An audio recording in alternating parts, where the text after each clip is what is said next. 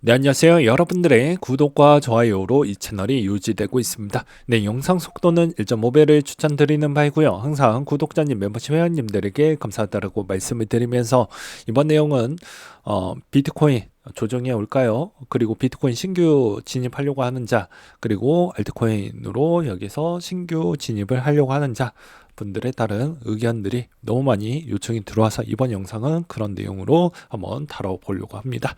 자, 광고 한 번씩 끝까지 봐주셨으면 좋겠고요. 자, 뉴스에서도 여러 가지 원인 분석을 해 놓았는데 미국의 부채가 워낙 높다 보니까 금과 비트코인 투자 열기로 넘어가는 것 같다라는 주장도 있었고요. 그 다음에 전망도 그레스케 올해 신고가 경신 가능할 것 같다. 그리고 스탠다드 차트에서도 10만 달러 기록할 것 같다. 노버그라츠도 이번에 만약에 올라간다고 해도 조정은 생각보다 적을 것 같다. 5만 중반까지 밀려날 수 있다라는 주장이 나오고 있고요. JP모건도 4만 2천까지는 하락할 수 있는 가능성이 있다라고 주장을 나와주고 있습니다. 그 다음으로 코인베이스도 만약에 조정이 나온다고 하면 세금 납부에 따른 차익 실현 물량이 좀 나올 수가 있다라고 이야기를 해주고 있는데요. 이건 이제 또 다른 주장 중에 하나가 이제 미실현 수익 부분이 대부분 40%에 가까워지면 이제 대부분 조정이 좀 더 세게 나온다라고 보시면 될 것 같습니다. 평균 지금에 있는 수치가 30%대 초반대를 보여주고 있다고 하니까 이것도 좀 봐야 되겠죠. 그 다음에 이제 반감기 시즌으로 본다라고 해도 여전히 퍼포먼스는 상당히 좋았다라는 거. 그럼 이 중간에 조정률은 16년도 때 한 요 정도밖에 조정을 주지 않았다라는 거. 이것도 좀 참고를 해야 되겠죠. 그래서 워낙 비트코인이 이제 성적표가 상당히 좋다 보니까 주식도 상당히 좋은 성과를 보여주고 있습니다. 이제 마이크로 스트래티지는 거의 정고. 그러니까 비트코인이 비싸고 많이 못 올라갈 것 같다라고 하면 이 머리를 써야 됩니다. 여러분들 진짜로 머리를 쓰지 않으면요 못 먹습니다. 내가 굳이 4%를 먹을래, 4% 먹어봐야 알트코인은 몇십 퍼센트 올라가는데 라고 주장을 하면 저는 이렇게 반박을 하고 싶습니다. 그러면 마이크로 스트래티지 주식을 사면 되는 겁니다.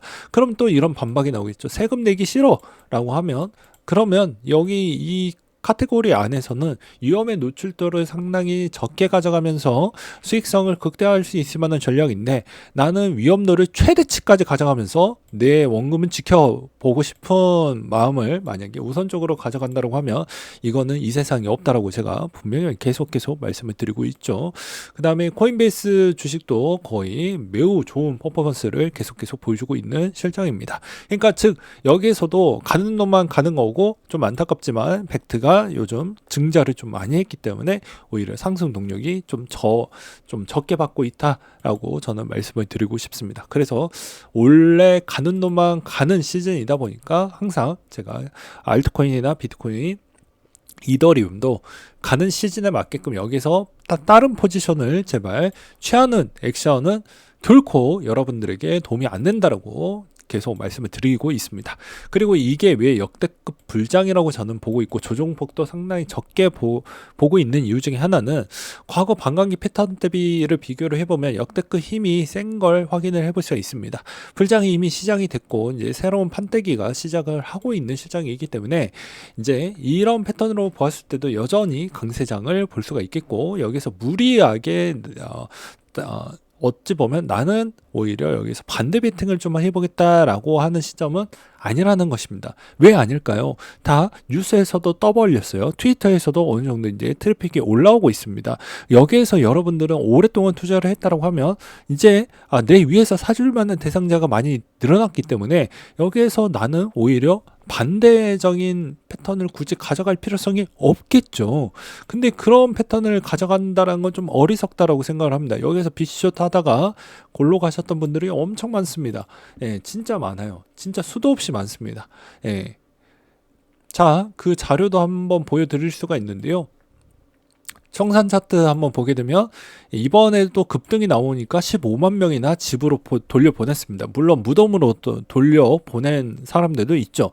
그렇기 때문에 이런 형태에서 지금 가는 장에서 대부분 일반 개미들을 지금 이제 이렇게 들어오라고 뉴스나 나머지 쪽에서 이렇게 계속 떠벌리고 있는데 여기서 내가 숏을 잡는 건 바람직하지 않겠죠.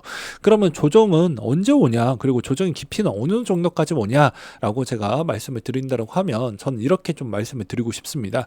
자, 기존에 있었던 평균 수익률 추이에 따른 도표를 본다라고 해도 자 16년도 20년도 그리고 24년도입니다. 평균 추이로 본다라고 하면 그래도 성적표상 반감기가 있었을 때 별로 나쁘지 않았다라는 걸 볼 수가 있게 되겠고요.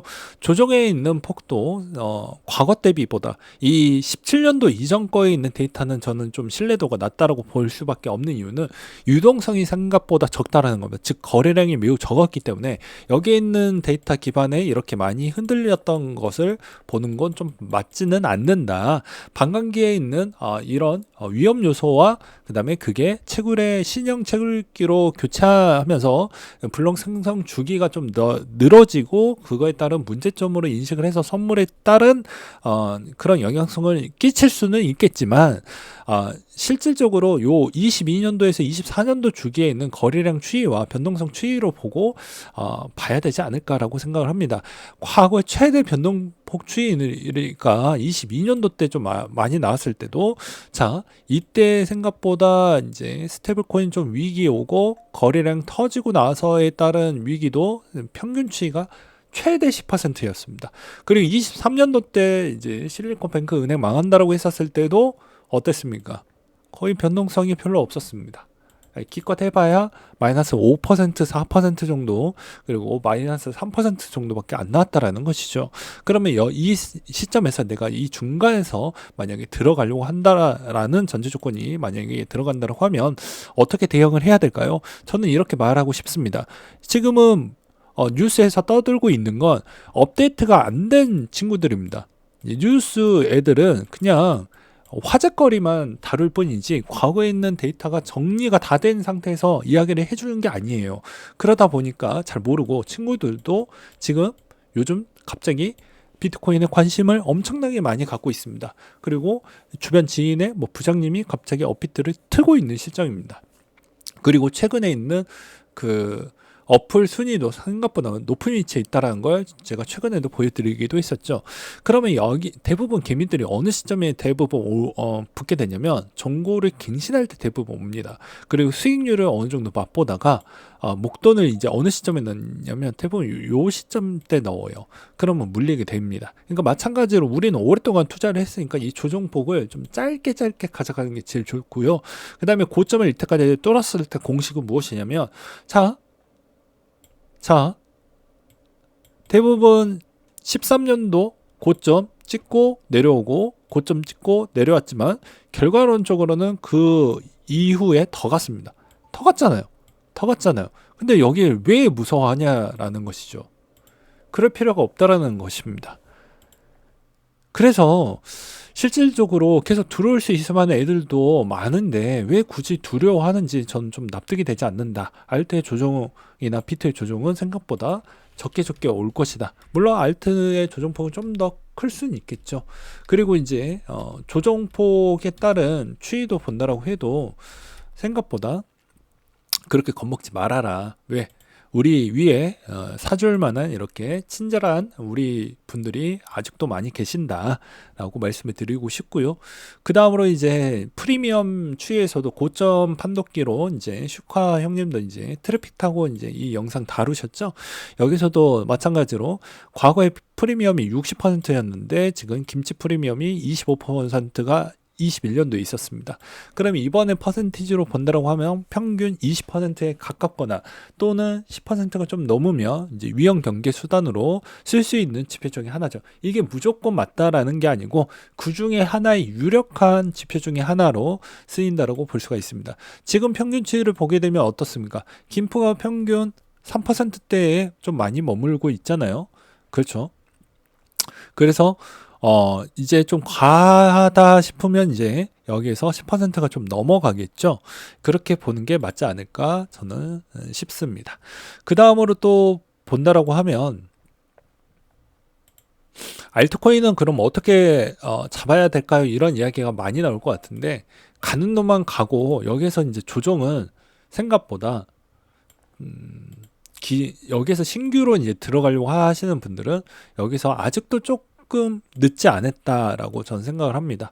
약간 조정이 나왔고 유망 있고 프로젝트 좀 괜찮고 그 다음에 여기서 트윗에서도 좀 활성화가 좀 되어져 있으면서 거래소도 상위 랭크 1, 2, 3, 4위까지 상장이 되어져 있는 형태에서 대부분 비트코인이나 이더리움 기반에 있는 프로젝트를 그 안에서 또 진행하려고 하는 그런 프로젝트들은 충분히 저는 현실성 있게 좀 더 올라갈 여지는 있다라고 저는 말씀을 드리고 싶습니다.